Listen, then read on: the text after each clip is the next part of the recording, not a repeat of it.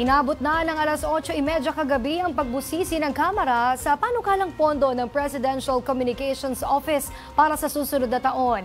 Sentro nga sa naging deliberasyon ay ang mga napagtagumpayan ng ahensya at ang patuloy na pagsugpo sa fake news. Ang buong detalye ihahatid ni Julian Bunag. Hindi nagpatinag sa masamang panahon at kanselasyon ng mga pasok ang Committee on Appropriations at itinuloy ang paghimay at paggisa sa panukalang budget ng Presidential Communications Office. Nasa 0.041% ng kabuang national budget ang panukalang pondo ng PCO para sa 2026. Katumbas ito ng mahigit 2.808 billion pesos. Ayon kay Acting PCO Secretary Dave Gomez, ang pondong ito ay gagamitin ng ahensya para mas mapalakas pa ang ugnayan ng gobyerno at mamamayang Pilipino.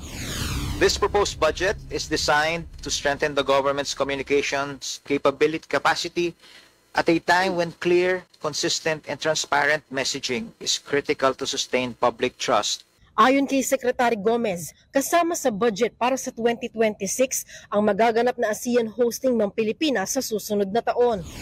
We are also honored to report that for fiscal year 2024 Agency Performance Review or the Budget ng Bayan Monitor recently released by the DBM, the PCO attained an average score of 4.76 with a rating of very satisfactory.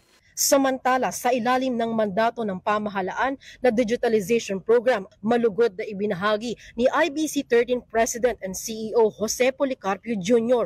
ang mga napagtagumpayan ng istasyon sa mga nagdaang taon. I'm proud to say that we have 14 from 5, we have 14 digital stations. Aniya sa pamamagitan ng mga bagong istasyon na kanilang itatayo, maaabot na ng IBC 13 ang halos 90% ng mga lugar sa bansa, kabilang na ang mga rural areas sa pagsapit ng 2026. In Congress TV, any news that tends to malign or to sort of insult the activities of Congress, what we do is we present the actual footages of what's going in Congress, and this being done by our SOCMED people and reporters, because they're the most qualified to show what is being peddled as fake versus what is being shown on TV during deliberation, during plenary session, and during fact-finding activities, Your Honor. Ikinalugod naman ni Vice Chairperson at Cagayan de Oro 2nd District Representative Rufus Rodriguez ang mga napagtagumpayan ng PCO sa mga nagdaang taon. Binigyan din niya ng pagkakataon ng ahensya na isumite sa komite ang mga pangunahing kailangan ng ahensya pagdating sa production materials para ito ay masuri ng mabuti.